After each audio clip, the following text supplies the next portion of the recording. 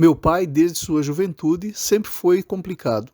Não era alcoólatra, fumante, não gostava de jogatinas, mas como ninguém é perfeito, era um festeiro compulsivo. Um mulherengo, como se diz, não podia ver um rabo de saia se engraçando. Ele não respeitava a instituição chamada casamento. Saía para as farras, bailes e, como se pode esperar de um homem assim, se envolvia constantemente com outras mulheres. Para piorar, era ciumento e violento dentro de casa. Em algumas vezes chegou a agredir fisicamente minha mãe. As agressões físicas só terminaram depois que meus irmãos mais velhos lhe enfrentaram e prometeram que, se qualquer coisa acontecesse com minha mãe, eles esqueceriam que ele era nosso pai e quebrariam ele de pauladas. Que situação desagradável.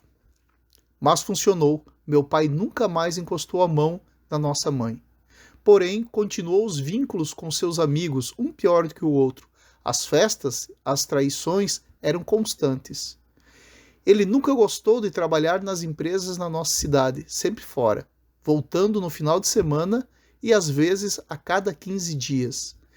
Meu pai nunca foi um pai presente, muito menos carinhoso. Não me lembro dele brincando com os filhos. Mas nos lembramos como ele era extremamente rigoroso e violento com todos. Minha mãe sabia de tudo. Ela se casou aos 14 anos e creio que, por esse motivo, ela não conseguia se ver sozinha longe dele. Creio que o medo de ficar com 7 filhos lhe assustava muito e acredito que, apesar de tudo, ela amava meu pai. Os problemas conjugais entre meus pais não estavam bem. Na verdade, nunca foi um casamento exemplar. Minha mãe, temendo um possível divórcio, decidiu engravidar.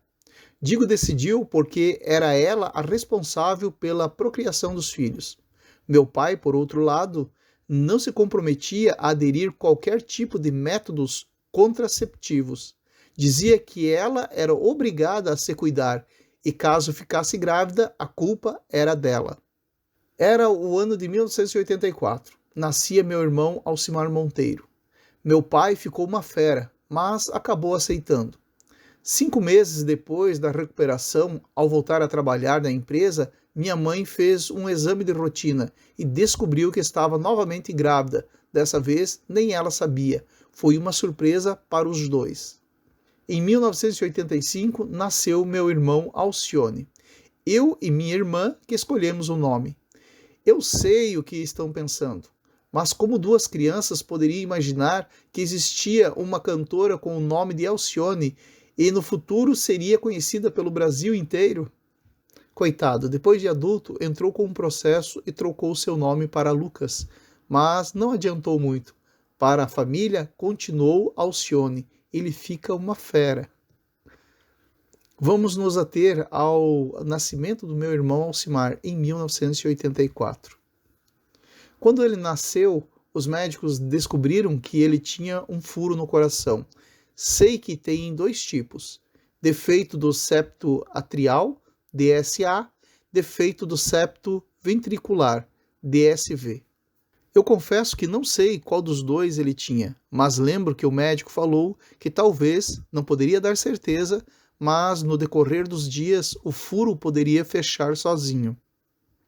No entanto, com sua experiência, o correto era submeter meu irmão a uma cirurgia o mais rápido possível. O médico comentou que se fosse fazer a cirurgia agora, ou seja, quanto criança, seria melhor, pois a recuperação seria mais rápida devido se tratar de um recém-nascido. Porém, como se tratava de uma cirurgia com uma alta gravidade, era possível que meu irmão viesse a óbito durante o procedimento. A escolha estava nas mãos de meus pais. Meus pais chegaram em casa com a notícia e ambos estavam desesperados. Depois de muita conversa, decidiram não fazer a cirurgia, temendo a morte da criança. 1 ano após o nascimento do Alcimar, em 1985, meu pai decidiu que iríamos para o interior, ou seja, para a roça. Seríamos colonos. Sua motivação tinha 3 pilares.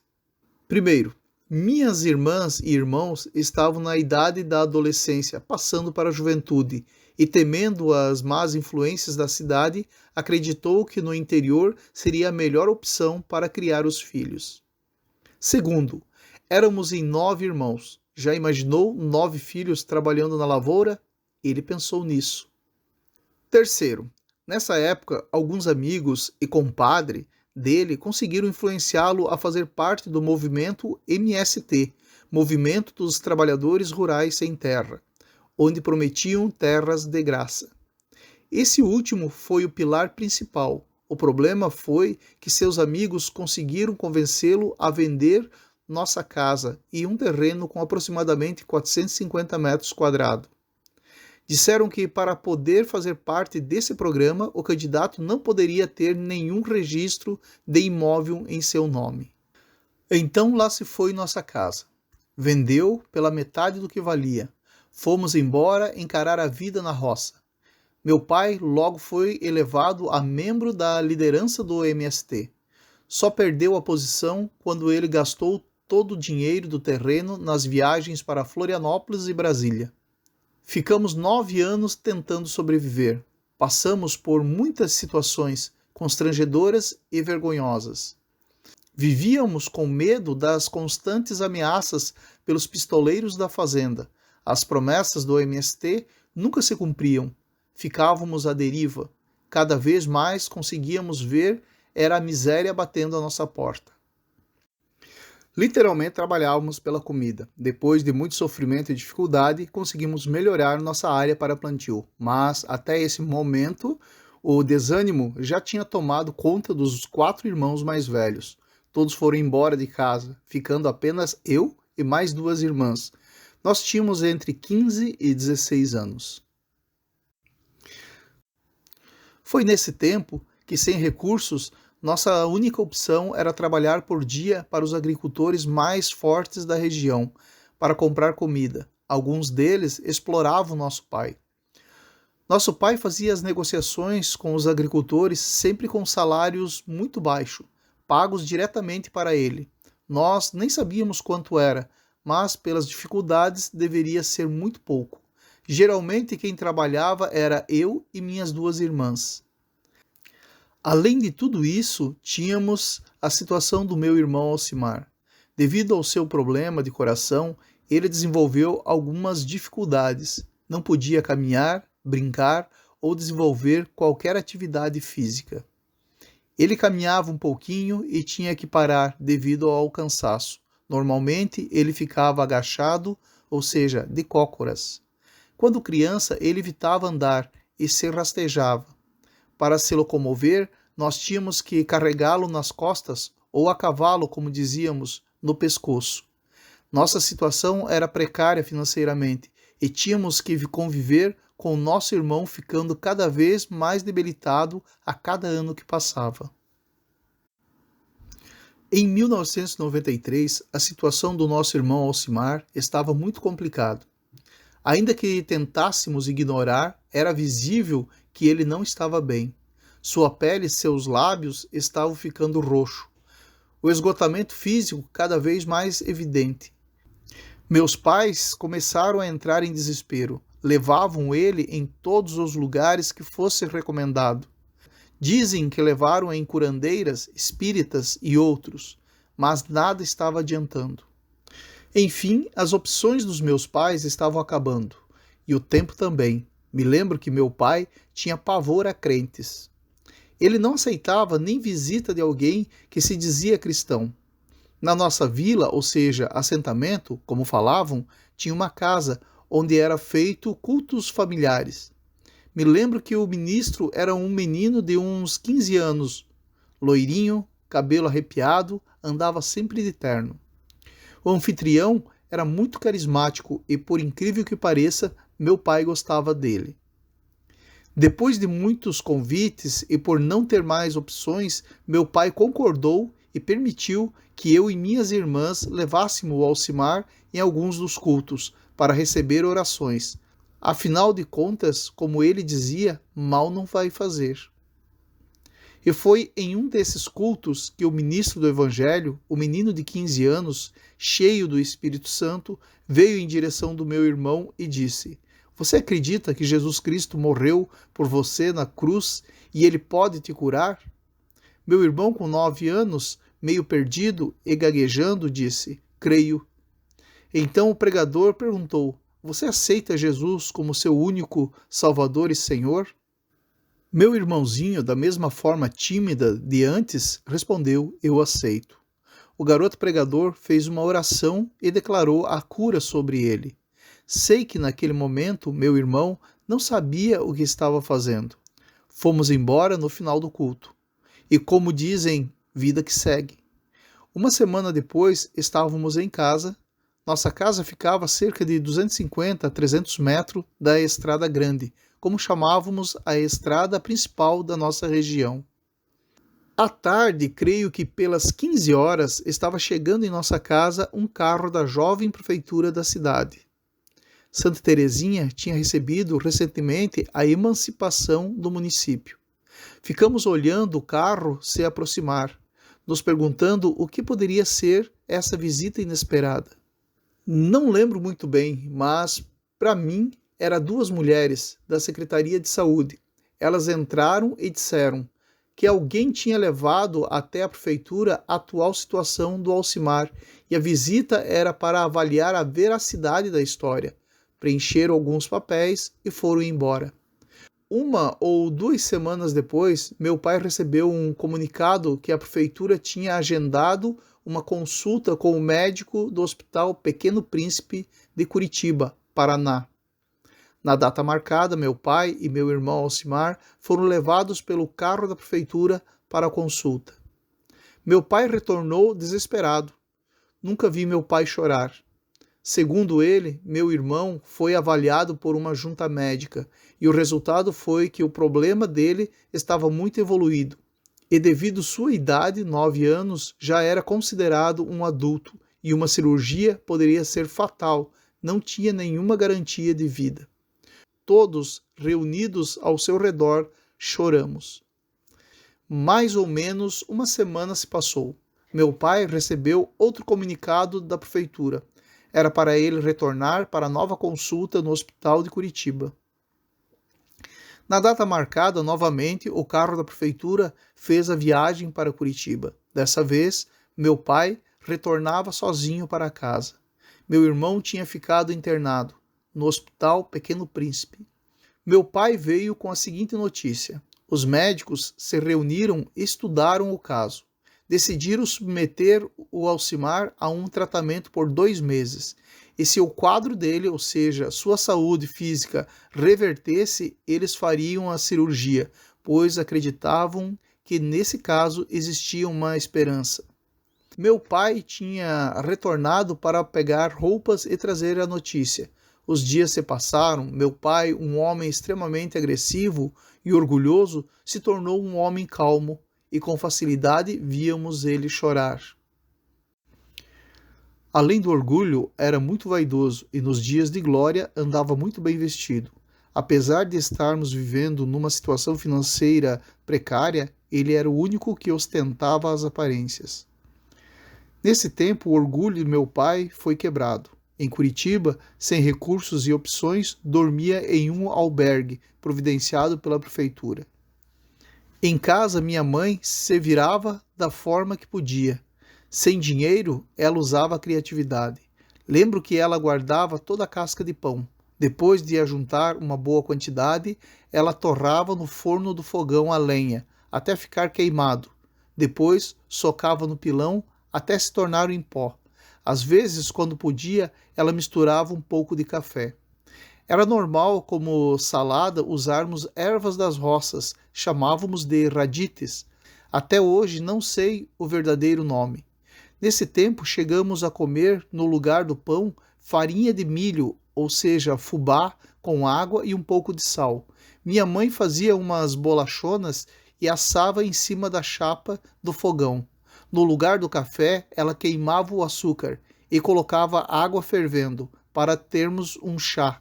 Mas, na maioria das vezes, era a bolachona com chá de capim-cidreira, e também conhecido como capim-limão. Para o almoço, era batatinha cozida, às vezes assada ou frita. Para o jantar, era a mesma coisa. Tínhamos feijão, mas como já estava velho, era normal vermos os carunchos e as suas larvas boiando na panela. Assim era consumido. Não passávamos fome, mas estávamos sendo preparados literalmente como um soldado para a guerra. Os dias se passaram. Meu pai relatava que o Alcimar se fortalecia cada vez mais, brincando nos corredores do hospital e se tornando a atenção principal dos médicos e enfermeiros. O cansaço havia desaparecido, a cor dos lábios e pele, antes roxa, estava rosa. Os médicos estavam muito empolgados com a evolução. Passou os 2 meses e chegou a semana da cirurgia. Meu pai teve um ataque de nervos. Era meu irmãozinho que consolava ele. Dizia: pai, não fique preocupado, Jesus vai me curar. Meu pai, ouvindo isso, chorava ainda mais. Os médicos decidiram dispensar meu pai, dizendo que seria reagendada a cirurgia e ele poderia retornar para casa. Meu irmão mais velho, que estava morando em uma cidade próxima de Curitiba, foi chamado para assinar o termo de responsabilidade no lugar do meu pai. Me lembro bem do dia que recebemos a notícia pelo rádio que seria feito o procedimento. Era próximo das 18 horas, já estava escurecendo, quando eu soube, saí correndo para trás de casa. Fui até o mato que tínhamos derrubado, subi em cima de uma árvore caída e pela primeira vez na minha vida fiz uma oração verdadeira a Deus. Eu, com os olhos cheios de lágrimas, falei olhando para o céu repleto de estrelas. Nós perdemos tudo o que tínhamos, já não temos mais nada. A única coisa que nos resta de precioso é o nosso irmão Alcimar. Se realmente existe um Deus, esse Deus que os crentes tanto falam, eu faço agora um voto. Se o Senhor nos devolver nosso irmão curado, eu troco toda a minha juventude pela vida dele e vou te servir independente de onde eu for morar. Eu sonhei em chegar aos 18 anos, me tornar maior de idade para aproveitar as festas, as mulheres e tudo que eu tinha direito nesse mundo. Mas sacrificarei tudo isso para te servir. Chorei mais um pouco de tempo. Depois retornei para dentro de casa. No final da semana recebemos a notícia. A cirurgia tinha sido um sucesso. Meu irmão tinha reagido muito bem. Estava na UTI só para seguir os protocolos do hospital, mas tudo estava bem. Quando soubemos, meu pai retornou imediatamente para Curitiba. Não me lembro quantos dias eles ficaram no hospital aguardando a recuperação do Alcimar, mas me lembro que recebemos pelo rádio a notícia que ele receberia alta naqueles dias. Estávamos em casa, era na parte da tarde, creio que entre 15 e 16 horas. Quando olhamos para o portão que dava acesso à nossa casa, estava meu pai com algumas bolsas e meu irmão Alcimar. Lembro que ele estava usando um pijaminho branco com desenhos coloridos de bichinhos, com a mãozinha no peito, caminhando bem devagar. Corremos na direção deles, chorando de emoção, pois pela primeira vez na nossa vida estávamos testemunhando nosso irmão caminhar cerca de 250 metros sem se cansar. Meu irmão Alcimar relatou que quando ele estava indo para a mesa de cirurgia, ao lado da maca, tinha um médico sorridente, todo de branco, mas a diferença dele com os outros era que brilhava como o sol. Hoje acreditamos que era um anjo do Senhor, ou quem sabe o próprio Jesus Cristo que estava ao seu lado. Segundo os médicos, o Alcimar teria que tomar alguns remédios pelo resto de sua vida, mas depois de 3 meses ele foi liberado de alguns. Depois de 6 meses, sua recuperação foi tão notória que decidiram retirar os demais medicamentos. No ano de 1994, meu pai tomou uma decisão. Retornaríamos para a cidade. Deixamos a vida de agricultores e saímos para sempre do assentamento Morro do Taió do MST. Graças a Deus. Agora nós estávamos morando na cidade. Meu irmão curado, nossa vida de escassez tinha terminado. Eu cumpri com minha promessa de se tornar um crente? Claro que não. Conheci alguns amigos e comecei a frequentar a danceteria da cidade. No início era pura curtição, mas no decorrer do tempo senti que algo dentro de mim não estava bem.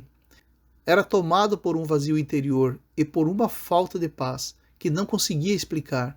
Quando estava sozinho, muitas vezes, nas madrugadas, me pegava a chorar. No meio de meus amigos e dentro da danceteria, eu até parecia estar bem, mas era uma questão de tempo e tudo voltava ao vazio. Graças à educação severa e rígida que tínhamos recebido do meu pai, nunca cheguei a beber, fumar, muito menos ter contato com drogas.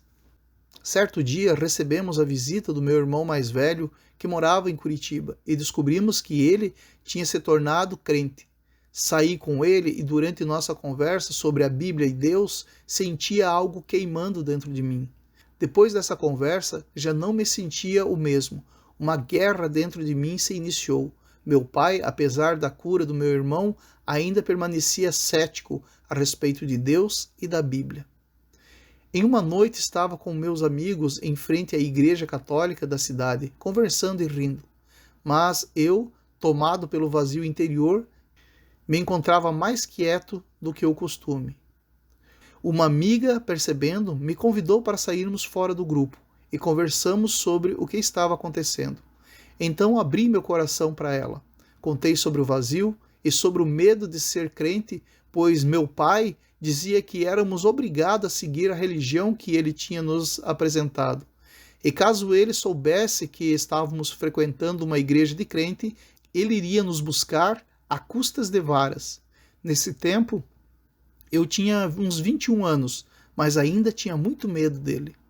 Minha amiga olhou nos meus olhos e disse: "Não tenha medo de se tornar um crente, porque na realidade você já é um no seu interior. Dentro de você está queimando isso. Você só precisa aceitar." Essa foi a última vez que saí com meus amigos. No próximo final de semana, eu estava entrando numa igreja indicada pelo meu irmão mais velho, para nunca mais sair, com um único propósito: aceitar Jesus como meu único e suficiente Salvador. Passado alguns meses, já firme na igreja e participando ativamente, entrei numa campanha para reformar o forro da igreja. Eu estava sentado na galeria da igreja, olhando o pessoal trabalhar, feliz da vida por estar participando daquele momento. Naquele instante me veio um pensamento. Então disse para mim mesmo: "Adão, quem diria que um dia você seria um crente?" E dei uma gargalhada de felicidade. Uma voz clara, como se fosse uma pessoa sentada ao meu lado esquerdo, falou: "Deus, se o Senhor nos devolver nosso irmão curado, eu troco toda a minha juventude pela vida dele e vou te servir independente de onde eu for morar." Eram as palavras que eu tinha falado anos atrás. Então fui lembrado da promessa que tinha feito a Deus referente à cura do meu irmão. Em Eclesiastes 5, do 4 ao 5, diz: "Quando você fizer um voto, cumpra-o sem demora, pois os tolos desagradam a Deus. Cumpra o seu voto. É melhor não fazer voto do que fazer e não cumprir."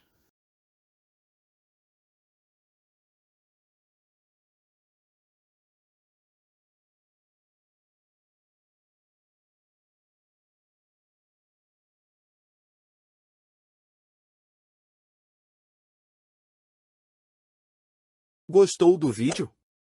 Curta, compartilhe. Se inscreva no canal e toque o sininho para receber notificações dos próximos vídeos.